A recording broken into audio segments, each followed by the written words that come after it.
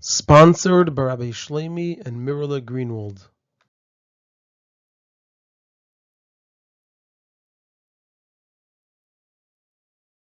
This is a Sicha from Likutei Sichos, Chelek Beis, Parshas Vayikra, Sicha Beis.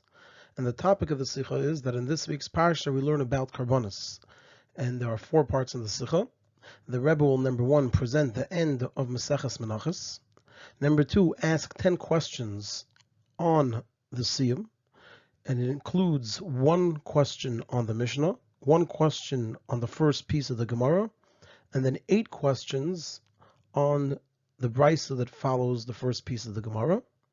Number 3, present a key to answering some of these questions. And number 4, answer the 10 questions.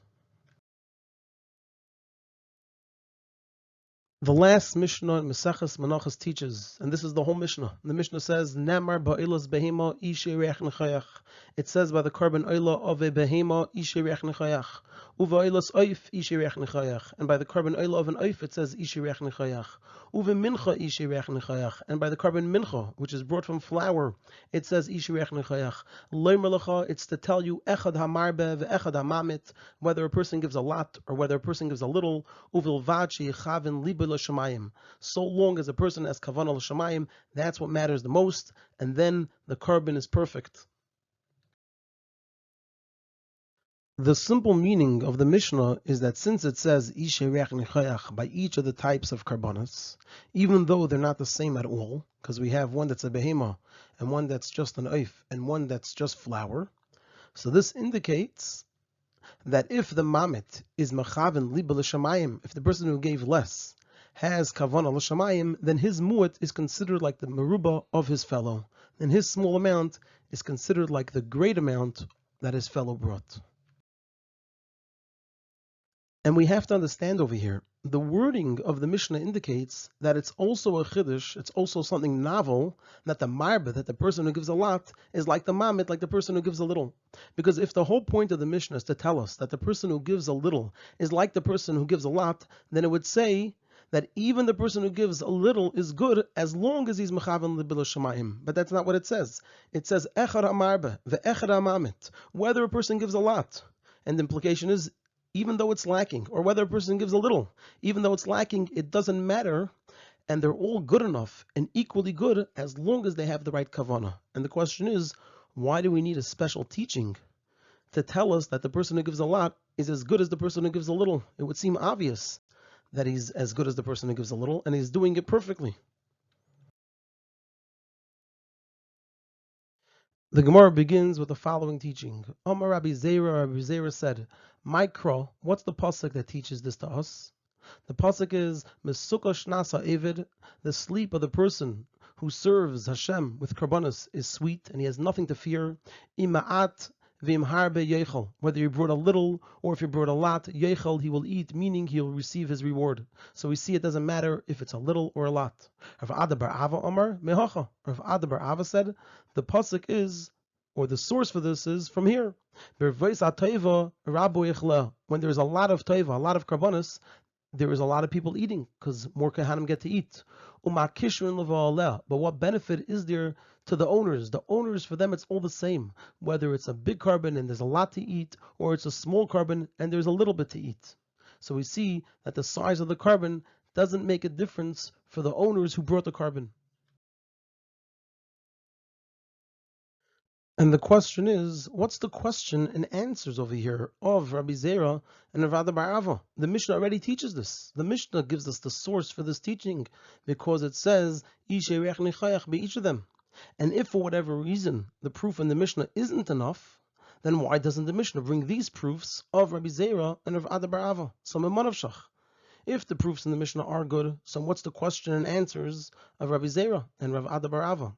And if the proof in the Mishnah is not good enough, and therefore Rabbi Zera and Rav Ada bar Ava bring other psukim, so why didn't the Mishnah bring those psukim?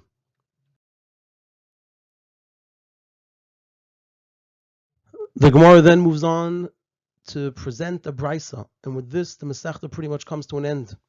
And the Gemara says, Tanya, it's taught in a brisa. Omar, Rabbi Shimon ben Azai said, there are three teachings in the brisa. The first teaching is, Bo yirei maksiv b'Parshas Karbonos. Come and see what it says in the Parshas Karbonos. Shaloi nembar behen, that it doesn't say by the Karbonos, loy kel v'loy lekim, not Shem kel and not Shem alikim.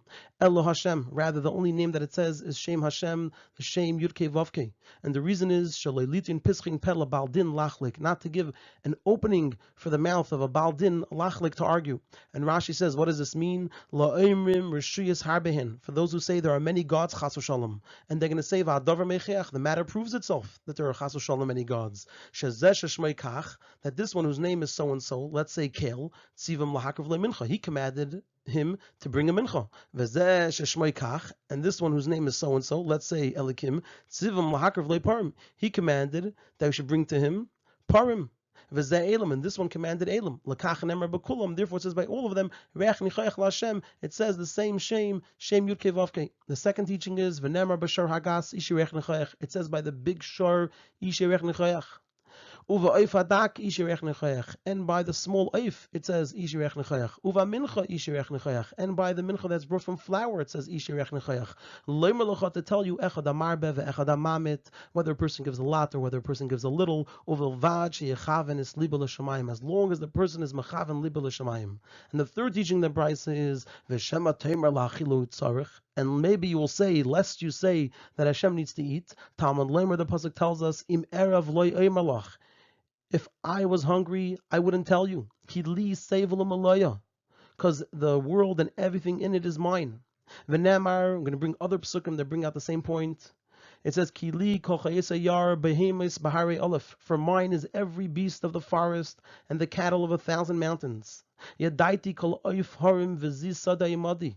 I know every bird of the mountains, and what moves upon my fields is with me. Ha'oichel b'sara birim v'dam atudim eshte. Do I eat the flesh of bulls or drink the blood of goats? And the Brisa concludes, bringing out this point, I did not tell you, Hashem says, to bring karbonis in order that you should say, I will do what he wants, I'll do what Hashem wants, and then he'll do what I want. Says Hashem, you are not bringing karbonis for my satisfaction. Rather, you are bringing karbonis for your satisfaction. Shenamar, like it says in the pasuk, bring karbonis for your satisfaction. It's for you and not for Hashem.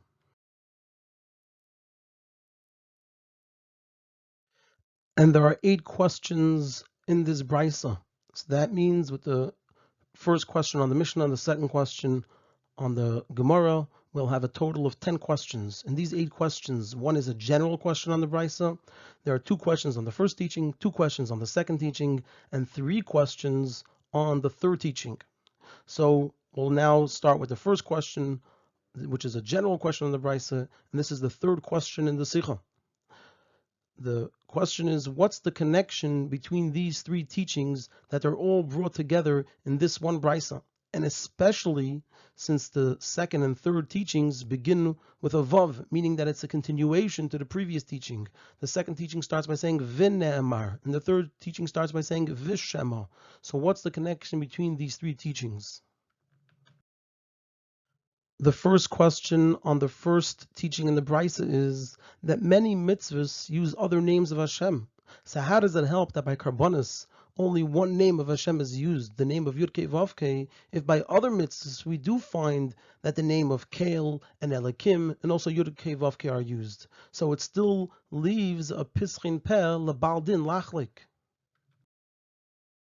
The second question on the first teaching of the Brisa is, how can one who says that there are many Rishuyas be called a Baldin? A Baldin means somebody that we need to address. He has a claim and we need to respond to him. How can we say that somebody who claims that there are many Rishuyas, he's categorized as a Baldin? Such a person is simply a kaifer. He's a denier. The first question on the second teaching in the Brisa is that the second teaching seems to be the very same teaching as the teaching in our Mishnah. So what new thing is he teaching us over here? It seems to be saying exactly what the Mishnah is saying, that it says Ishe Rech Nechayach by the Shar and the Oif and the Mincha, to tell us that the only thing that matters is Sheyechab and Liba L'Shamayim. That's exactly what the Mishnah says. The second question on the second teaching in the Beis is that if so, what we just said in the first question, that the Beis seems to be saying the very same thing as the Mishnah, so why is the wording different than the Mishnah? In the Mishnah it talks about Oilas Behema and Oilas Oif and the Mincha, and the Beis talks about Shoyer Hagas and the Oif Hadak. Why does it change the wording if it's essentially teaching the same thing as the Mishnah? The first question on the third teaching of the Beis is, how can anyone think that Hashem needs to eat to the extent that Rabbi Shimon ben Azai needs to negate it, and he has to negate it from a number of psukim? How can anyone even think such a thing, that it's necessary to negate it? The second question on the third teaching in the Beis is that if it indeed needs to be negated, that Hashem needs to eat a karbonos, then it should be done at the start of teaching about karbonos. Before we learn about karbonos, we should be taught that the karbonos are not food that Hashem needs to eat. So it should be at the start of the teaching about karbonos, which is the beginning of Masechtas Zvachim, and not at the end of Masechtas Menachos, which is a Masechta later. It starts with Zvachim, Seder Kodshim, then it moves on to Menachos. It should have been taught at the beginning of Masechtas Zvachim, and not over here at the end of Masechtas Menachos. And the third question on the third teaching in the Beis is, in negating eating, Rabbi Shimon ben Azai doesn't say that eating doesn't apply to Hashem, but rather he says, Im erav, if I am hungry, lo yemalach, I won't tell it to you. Meaning, it sounds like the concept of hunger does exist by Hashem, and it's just that he's not going to ask us for it. He'll find some other way of doing it. So he doesn't even negate the idea that Hashem needs to eat. It's just that he won't ask us to feed him. And how do we understand that?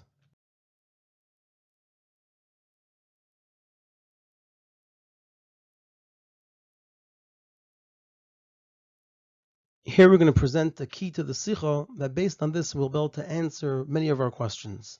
So the explanation of all of this is as follows. The difference between a marbe and mamit by karbonos is actually in two regards. There is both from the perspective of the person, when it comes to the chiyuv, the obligation of the person. So the question is, did he bring it in the best possible way, or was he mamit? Did he bring it in a way that's not the best? He was mamit, he brought less than the best. And then there's also from Hashem, and the question is, was it fully accepted, or was it not fully accepted? And like we find in karbonos, that at times it says that there's kippur, v'lei kippur, that something forgave for the person and didn't forgive him, meaning that the acceptance is not necessarily complete, and there's different degrees in how a carbon is possibly accepted.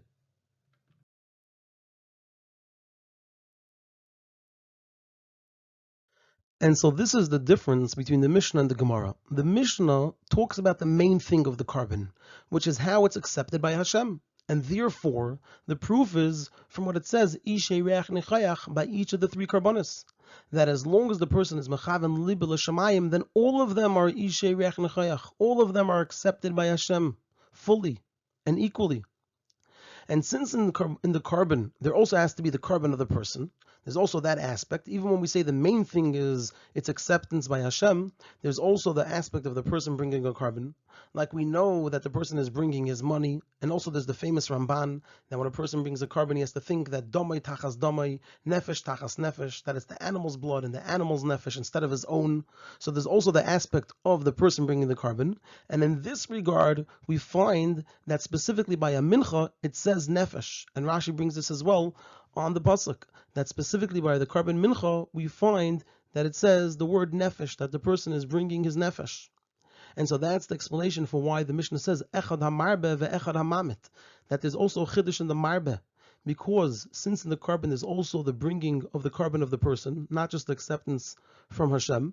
Even if we focus mainly on the acceptance of Hashem, there's also the carbon of the person. And in that regard, we find an advantage, not only the obvious one in the marbe, the one who brings a shur, but also in the mamit, the one who brings a mincha, that over there it says nefesh. So therefore the Mishnah says echad hamarbe ve'echad hamamit. There's a chiddush both that the marbe is like the mamit and the mamit is like the marbe, because each of them has an advantage. But the main thing is that they have this advantage as long as the person is mechaven libe l'shamayim. So this is the explanation of the Mishnah, that the Mishnah is talking about and mainly focusing on the acceptance of the carbon by Hashem, and that's why it brings the proof from the fact that the words Isherech Nechayach are said by each of their karbonis. And that indicates and teaches us that all of them are accepted fully and equally as long as the person is Mechavan Libe L'Shamayim.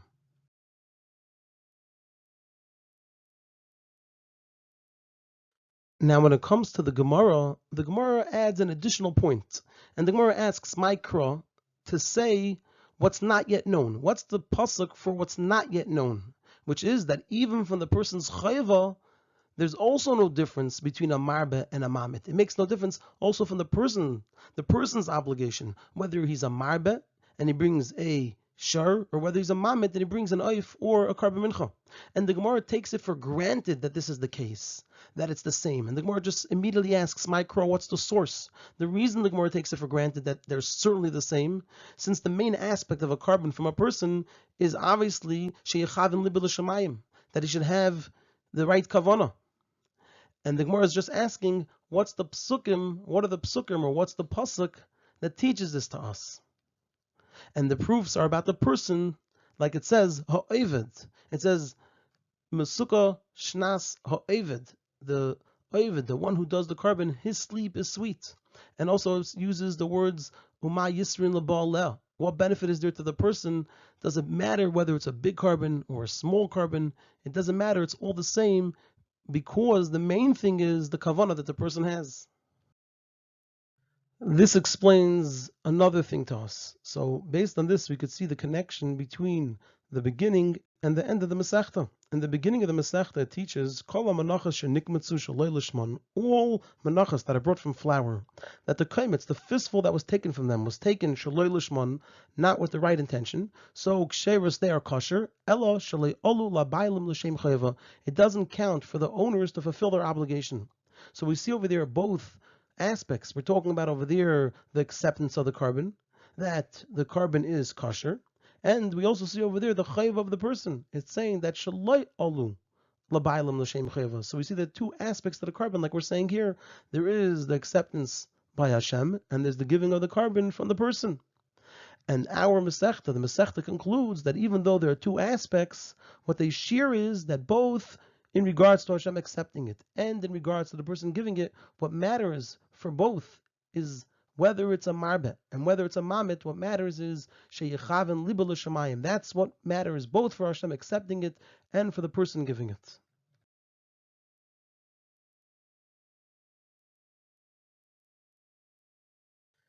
And in continuation to this, it's brought in the Brisa, the teaching of Rabbi Shimon ben Azai, his first teaching, that Vayikra, come and see about the Parshas of Karbonis, Shalei Ne'emar behen leikel v'lei lekim el Hashem.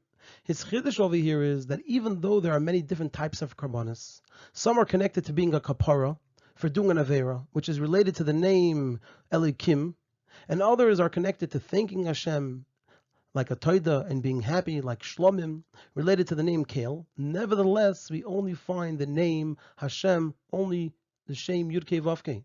And the reason is Shalelitin Pischin Pella Baldin Lachlik. This is referring to someone who would say that even though there is only one Hashem, of course there's only one Hashem, and not Chas Shalom that there is more than one God, but there are in Hashem many attributes, and they are separate from one another. So there's one God, but within that God, there are many different attributes. And therefore, the name Hashem is used. Since that's the Shem Hashem, the Yudke Vavke, that's the Shem HaMaferesh, it's the Shem HaEtzem, it's the Shem HaMiyuchad. And it teaches us that whenever we find different names for Hashem, it's not because, God forbid, there are many attributes within Him, and there is division within Hashem, in His attributes, like there are by a person. There's the person, one person, but within Him, there's division, that there are different attributes, but rather it's only because it's how it appears to us, but not, God forbid, what's in Him, but rather Hashem is completely and totally and entirely one. And the reason this is taught specifically by Karbonis is because the whole idea of Karbonis is to affect the change by Hashem.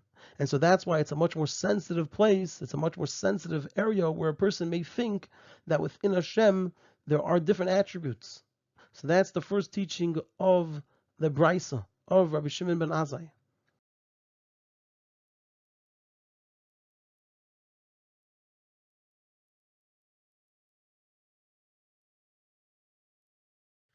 Based on this explanation of the first teaching in the Brisa, we can understand the connection between the first and second teachings in the Brisa. Once we know from the first teaching that there's no division above by Hashem, that there's not Kael and Elikim, different parts within Hashem, but rather it's all completely and totally one. So the Brisa teaches us that there's also no division by the person, between a person who is a marbe and a person that is a mamet. And this second point of the Brisa, that there's no difference by the person between a marbe and a mamet, this is similar to the discussion in the Gemara, that says that also from the person's perspective, not just what the Mishnah says from Hashem's perspective, it's always Ishe Reach Nechayach Lashem, but also from the person's perspective, the Ovid, the Ba'alel. There is no difference between a Marbe and a Mamet. So that's what the Brisa is saying. The Brisa, when it says there's no difference between a Marbe and a Mamet, it's talking about from the person's perspective, from the person's chayva. So just like that's what the Gemara talks about, and so too in the Brisa, which the idea of a Brisa is to elaborate on the Mishnah. The job of the Brisa, what a Brisa does is it elaborates on what's written in the Mishnah or what's hinted to in the Mishnah. And we said that this is sort of hinted to in the Mishnah. The Gemara takes for granted that even though the Mishnah only talks about how there's no difference to Hashem from the perspective of Hashem accepting it, the Gemara takes for granted that for sure the same is true. There's no difference in the person's chayva, as long as he's mechav and libel shamayim. So it's sort of hinted to in the Mishnah. So the Brisa elaborates on it, and the Brisa talks about, and in the Brisa the emphasis is on the person's chayva, not that Hashem accepts it. And this answers our question that why in the Mishnah does it say oilas behema, oilas oif, and the Brisa it says sher hagas and sher hadak, because the Mishnah is talking about how it's accepted by Hashem, and therefore it talks about an oila, since a carbon oila goes up completely to Hashem. And the difference is the amounts that are going up to Hashem. Is it a behema? Is it an oif? Or is it just a mincha where it's just flour? And even there, only one kaimetz, one fistful goes up. Whereas the Brisa is talking about the person and what he's doing. And therefore the focus is on what the person is giving, which that relates to the size of the animal. Is it a sher hagas or is it a oif hadak? So the Mishnah is talking about what Hashem is receiving, the oila, what's being given up to Hashem, what's being totally burnt. And the Brisa is talking about what the person is giving, and that's why it talks about the Sher Hagas and the Oif Hadak. We'll just stop over here for a moment and point out how we answered the first 7 questions in the Sicha, because we can't see them here in front of us at this point in the presentation. So the first question was, what is the Chiddush of the Marbe, that he says Echad HaMarbe ve'Echad HaMamet? Even a person who gives a lot, it doesn't matter as long as he's Mechaven. What's even? A lot is the best. So we explained, because obviously by Karbonos, what also matters is the person and what he's doing. And we see that the word nefesh is used specifically by the mincha, not by the par and not by the oif. The second question was that the Mishnah already teaches the source. So why does the Gemara ask Vayikra? And we explained that the Gemara is saying Vayikra, that also from the person's chayva, it doesn't matter what he gives as long as he's mechav and libel shamayim. The third question was, what's the connection between the 3 teachings in the Brisa? So that we already connected the first and second teaching, and very soon in the Sicha we'll see the connection to the third teaching as well. So that question is not yet fully answered. The fourth question was that many mitzvahs use other names of Hashem. So how does it help? Then we explained how it's especially needed by Karbonis, because over there there's a emphasis on the possibility of a person making a mistake. The fifth question was, how can one who says there are many Rishuyas be called a Baldin? He's a Kaifer. And we explained, we're not saying the person, God forbid, is saying there are many gods, Chas v'Shalom, but rather there are many attributes within one God. The sixth question was that the second teaching in the Brisa seems to be the very same teaching in the Mishnah as the teaching in the Mishnah. We explained that it's not, because the Brisa is talking about from the person's chayva. And the seventh question was that if indeed they are the same, then the wording, why is the wording different in the Brisa than the Mishnah? And we explained that they're not the same, and that's why the wording is different. Since the teachings are different, the wording is different. The Brisa is talking about the person, and therefore talks about what the person is bringing. Is he bringing a Shar Hagas, or is he bringing an Oif Hadak?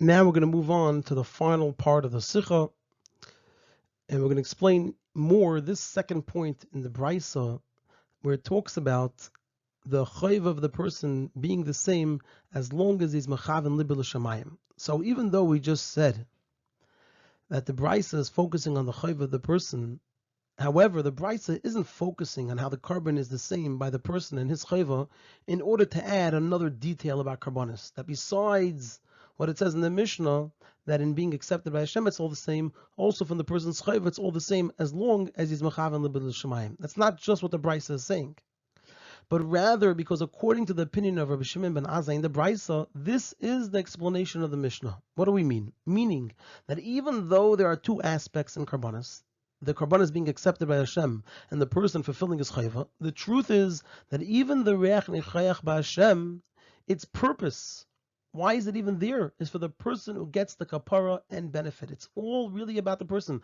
So the Brisa is saying that the main thing of the carbon, even the fact that it's accepted by Hashem, is all about the benefit that it brings to the person. And that's why the Brisa brings a proof from Ishay Reach Nechayach, which talks about Hashem accepting the carbon, and not the psukim brought in the Gemara.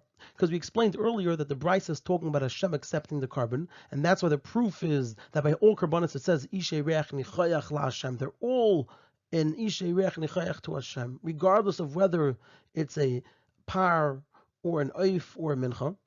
And the Gemara is talking about the person's chayva, and therefore the psukim are about the oivid, the person doing the avodah, or the baaleh, the owners of the carbon.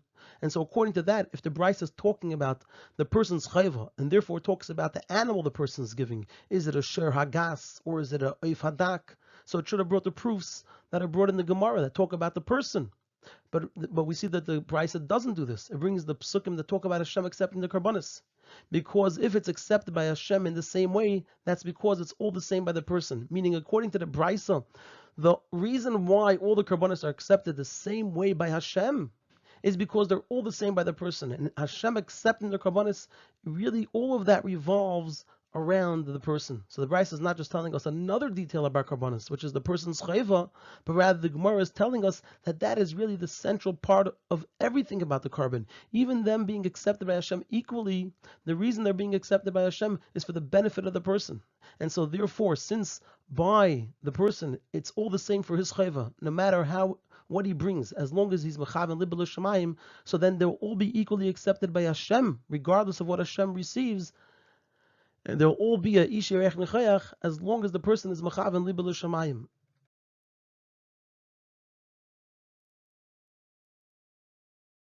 Now we're going to move on to explain the third teaching, and while explaining it, we're going to answer the three questions on the third teaching, and also complete the answer to the third question about what's the connection between all three teachings. So we're going to see over here the connection between the second and third teaching. And this idea that we just said, that everything in Karbanos, even the fact that Hashem accepts all of them equally, even that is all because, and it's all about the person, it's all for the person and for the benefit of the person and for the person's chayva. So this is the connection to the third teaching in the Brisa. This teaching in the Brisa, the third one, isn't negating physical eating by Hashem, which is no need to do, like we said, but rather that even though there is eating above by Hashem, as we'll explain, it's not that he needs it, but rather it's all for the person. So same thing by the karbanis that we said in the second teaching. The Brisa is not just telling us that there's also the person's chayva, but rather it's telling us that even this, that Hashem is accepting it, and he's accepting all of them equally, all of it is really for the person. It's nothing to do with Hashem's needs. Now what is this eating by Hashem? So in order to understand that, we're going to bring a teaching from the Sifri. It says in Sifri regarding the reason the Torah teaches Parshas Atamid after the request of Moshe, of Hashem, that Yifkad Hashem Geimer Isha Le'eda Asher Yetz Lifneim V'Asher Yava Lifneim. Moshe was requesting by Hashem that after he passes away, there should be a person appointed over the Yidden, that the Yidden should have a leader. So the Sifri says that it's like a king whose queen was passing away, and she was instructing the king to care for her sons. And he, the king, said to her, before you instruct me about them, before that, instruct them about me, that they shouldn't rebel against me. And so it's understood that there's a connection between Karbanis and the request of Moshe, that Yifkad Hashem. There's obviously a connection between the Karbanis and Moshe's request, since it fulfills his request. That's what Hashem's response was. So let's understand what was the request of Moshe. The request of Moshe is simply that since the Yidden were going to enter the land, there's a need for a leader to conquer the land and also to guide them afterwards. And they just shouldn't be like sheep without a shepherd. And so we must say that the response of Hashem is related to this. That Hashem is saying, you're worried about them having a leader. Before you instruct me about them, instruct them about me, that I should be their leader, that I should have the leadership role, that I should be there in a way that the world is not seen as a sheep without a shepherd, as something operating on its own. And so we must say that the response of Hashem is related to this, and that bringing Karbanos shows us that the world doesn't run on its own, but rather that there is a leader to the world. And that's why the Karbanos are called food and eating. Because Rizal tell us that Hanefesh Azum Mamalis Aguf Va'Kadosh Baruch Hu Mamalis Alamei. The nefesh fills up the guf, and so too Hashem fills up the world. That just like through eating, it causes that the nefesh should properly fill and connect to the person's guf.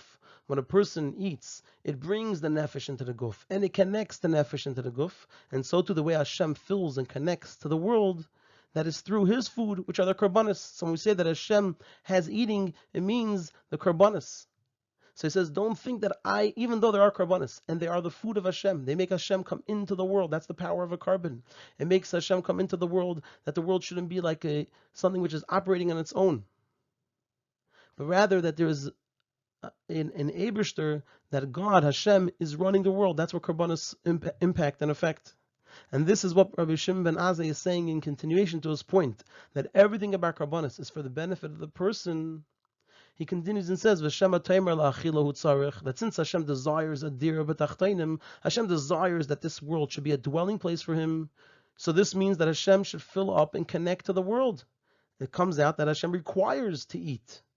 So he tells us, Talmud Leimar im Erev loy emerlach, that Hashem doesn't need us for this. Everything in the world and everything in it is Hashem. Hashem can do it without us. He can find another way of doing it. He did choose for it to be through us, but He doesn't need it. So that's what Rabbi Shimon ben Azai is saying over here. In continuation to his point that everything about karbanis is for the benefit of the person, you're going to say, but maybe it's for Hashem, because He wants a dira b'tachtainim, and the way that's accomplished is through karbanis. So he tells us that Hashem doesn't need us for that. There's other ways for it to be there. And that's why he concludes, that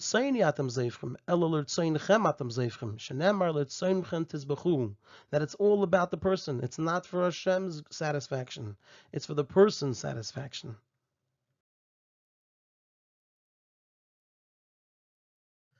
The takeaway over here is that, however, even though Hashem has a choice of tevel and malaya, He doesn't need the karbonis to accomplish a dira b'tachtainim.